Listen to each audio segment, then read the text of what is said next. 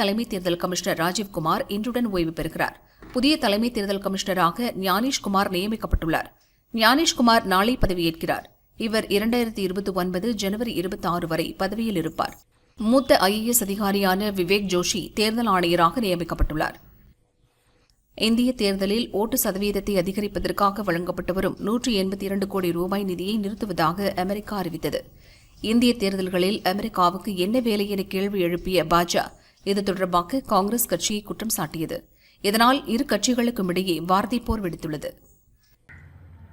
பிரயாக்ராஜில் நடக்கும் மகா கும்பமேளாவில் புனித நீரில் அதிக அளவில் மனித கழிவு இருப்பதாக மாசு கட்டுப்பாட்டு வாரியம் அறிக்கை வெளியிட்டுள்ளது. நாடு முழுவதும் உள்ள 60 பரபரப்பான ரயில் நிலையங்களில் பயணிகளின் கூட்ட நெரிசலை கட்டுப்படுத்த தங்குமிட வசதி உருவாக்கப்படும் என மத்திய அமைச்சர் அஸ்வினி வைஷ்ணவ் கூறினார். டில்லி ரயில் நிலையத்தில் ஏற்பட்ட கூட்ட நெரிசலுக்கு பின்னால் எந்த சதித்திட்டமும் இல்லை. விசாரணைக் குழு தீவிரமாக விசாரித்து வருகிறது என்றும் தெரிவித்தார். பெண் போலீசாருக்கு எதிரான பாலியல் தொல்லை குறித்து விசாரிக்க காவல்துறையில் பிரிவு வாரியாக நோடல் அதிகாரிகள் நியமிக்கப்பட்டுள்ளனர். அவர்கள் ரகசிய விசாரணை நடத்தி டிஜிபி மற்றும் விசாகா கமிட்டிக்கு அறிக்கை அளிப்பர். திருப்பரங்குன்றம் மலையில் பராமரிப்பு என்பது ஜீரோவாக உள்ளது. எங்கு பார்த்தாலும் குப்பை கூளங்கள், பராமரிப்பே இல்லை. பக்தர்களுக்கு எந்தவித அடிப்படை வசதியும் இல்லை என மத்திய இணை அமைச்சர் எல் முருகன் தெரிவித்தார். பக்தர்கள் எந்தவித கட்டுப்பாடும் இல்லாமல் மலை மீது சென்று வழிபாடு செய்வதற்கு வழிவகை செய்ய வேண்டும் என அவர் வலியுறுத்தினார். மத வழிபாட்டு தலங்கள் சட்டம் தொடர்பாக ஏராளமான மனுக்கள் தொடர்ந்து தாக்கல் செய்யப்படுகிறது. இச்சட்டம் தொடர்பாக இனிமேலும் மனுக்களை தாக்கல் செய்ய வேண்டாம். புதிய மனுக்களை இனி விசாரணைக்கு ஏற்க முடியாது என சுப்ரீம் கோர்ட் தெரிவித்துள்ளது. அமெரிக்காவின் மினியாபோலிஸ் நகரிலிருந்து கனடாவின் டொரண்டோ நகருக்கு 76 பயணிகள் மற்றும் 4 ஊழியர்களுடன் விமானம் ஒன்று வந்தது. டொரண்டோ நகரில் தரையிறங்கிய போது திடீரென ஓடுபாதையில் தலைகளாக கவிழ்ந்து தீப்பிடித்தது. இதில் 19 பேர் காயமடைந்தனர். விசாரணை நடக்கிறது. சென்னையில் ஆபரண தங்கம் விலை சவரனுக்கு 240 ரூபாய் உயர்ந்து 63,760 ரூபாய்க்கு விற்கப்படுகிறது. கிராமுக்கு 30 ரூபாய் அதிகரித்து 7,970 ரூபாய்க்கு விற்பனையாகிறது. சென்னையில் வெள்ளி விலை மாற்றமின்றி 1 கிராம் 108 ரூபாய்க்கு விற்பனை செய்யப்படுகிறது. சென்னையில் அனைத்து மின்சார ரயில்களிலும் கூடுதலாக போலீசார் பாதுகாப்பு அளிக்கப்பட்டுள்ளது. பழவந்தாங்கல் ரயில் நிலையத்தில் பெண் காவலரிடம் செயின் பறிப்பு சம்பவம் எதிரொலியாக கூடுதல் பாதுகாப்பு வழங்கப்பட்டுள்ளது. இரவு 10 மணி முதல் 12 மணி வரை செல்லும் அனைத்து மின்சார ரயில்களிலும் கூடுதல் போலீஸ் பாதுகாப்பு வழங்கப்பட்டுள்ளது. கள்ளக்குறிச்சி மாவட்டம் தேவபாண்டலம் கிராமத்தைச் சேர்ந்த ஜெயராஜ் என்பவரது 4 வயது மகள் சாந்தனா காய்ச்சல் காரணமாக சங்கராபுரம் அரசு ஹாஸ்பிட்டலில் அட்மிட் செய்யப்பட்டார். அங்கு சாந்தனா இறந்துவிட்டார். சங்கராபுரம் போலீசார் விசாரிக்கின்றனர். மே 4ஆம் தேதி நீட் தேர்வு நடக்க உள்ளது. மார்ச் 7 வரை தேர்வுக்கு விண்ணப்பிக்கலாம். நடப்பாண்டு விண்ணப்ப பதிவில் பல்வேறு மாற்றங்கள் செய்யப்பட்டுள்ளன. அரசு பள்ளி மாணவர்கள் பள்ளியில் மட்டுமே பதிவேற்றம் செய்ய வேண்டியுள்ளது. இதன் விவரங்கள் குறித்து ஆசிரியர்கள் தெரிவிக்கவில்லை. குறிப்பாக விண்ணப்பம் பதிவு செய்ய ஆசிரியர்களே தடுமாறுகின்றனர். இதற்கு அதிகாரிகள் நடவடிக்கை எடுக்க வேண்டும் என கோரிக்கை எழுந்துள்ளது. தமிழகத்தில் 10ஆம் வகுப்பு மாணவர்களுக்கு வரும் 22 முதல் 28ஆம் தேதி வரை அறிவியல் பாட செய்முறை தேர்வு நடக்கவுள்ளது.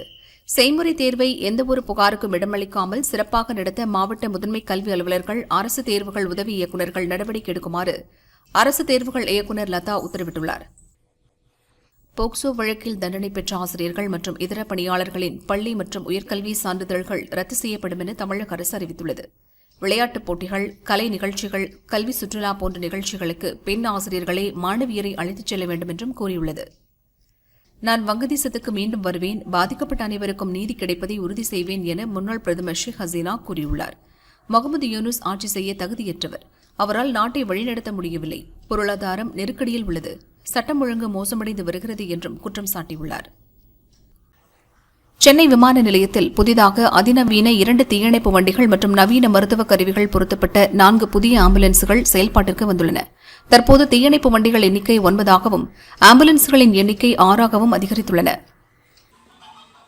தெலுங்கானா மாநிலம் கொத்தக்கூடத்தில் மனைவி மகளை பார்க்க சென்ற மருமகன் மீது மாமியார் வீட்டினர் பெட்ரோல் ஊற்றி தீ வைத்த சம்பவம் பரபரப்பை ஏற்படுத்தியுள்ளது. படுகாயங்களுடன் மருத்துவமனையில் சேர்க்கப்பட்ட மருமகன் பலியானார். இந்த சம்பவம் குறித்து விசாரிக்கப்படுகிறது. திண்டுக்கல் மாவட்டம் வேடசந்தூர் கலைஞர் நகரைச் சேர்ந்த மோகன் காந்தி கவியரசி தம்பதியினரின் 7 வயது மகள் நிலானி 1ஆம் வகுப்பு படிக்கிறார். பரதம் பயின்று வருகிறார். இந்நிலையில் நிலானி ஒற்றை கையில் பதாகம், திரிபதாகம், அத்தப்பதாகம், கத்தரி முகம், மயூரம், அர்த்தச்சந்திரன் உள்ளிட்ட 30 பரதநாட்டிய முத்திரைகளை 30 வினாடிக்குள் சொல்லி உலக சாதனை படைத்தார். திருவண்ணாமலை மாவட்டம் கீழ்பெண்ணாத்தூர் சுற்றுவட்டார பகுதிகளில் அதிகாலையில் கடும் பனிமூட்டம் நிலவியது. வாகன ஓட்டிகள் முகப்பு விளக்கை எரியவிட்டபடி சென்றனர். வேலூர் மாவட்டம் பாகாயத்திலிருந்து காட்பாடி நோக்கி தனியார் பஸ் சென்று கொண்டிருந்தது. மக்கான் சிக்னல் சந்திப்பில் சென்றபோது 2 பைக்குகள் மற்றும் ஆட்டோ மீது மோதியது. விபத்தில் ஆட்டோவில் இருந்த 3 பேர் காயமடைந்தனர். பஸ் டிரைவர் தப்பியோடிவிட்டார். டிரைவரை கைது செய்ய கோரி அப்பகுதி மக்கள் வாக்குவாதம் செய்தனர். போலீசார் விசாரிக்கின்றனர். திருப்பத்தூர் மாவட்டம் ஆம்பூர் புறவழிச்சாலை பகுதியில் 3ஆம் வகுப்பு படிக்கும் சிறுமிக்கு பாலியல் தொந்தரவு கொடுத்த 11ஆம் வகுப்பு மாணவனை போலீசார் போக்சோ சட்டத்தின் கீழ் கைது செய்தனர். கிருஷ்ணகிரி மாவட்டம் ஓசூரில் உள்ள சந்திரசூடேஸ்வரர் கோயிலில் தேர் திருவிழாவை முன்னிட்டு பல்லக்கு உற்சவம் வெகு விமரிசையாக நடைபெற்றது.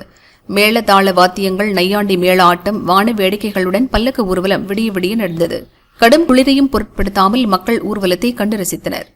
திண்டுக்கல் மாவட்டம் நத்தம் அருகே உலுப்புக்குடி வேட்டைக்காரன் கோயிலில் ஆண்கள் மட்டுமே பங்கேற்ற கறிவிருந்து திருவிழா விமரிசையாக நடைபெற்றது.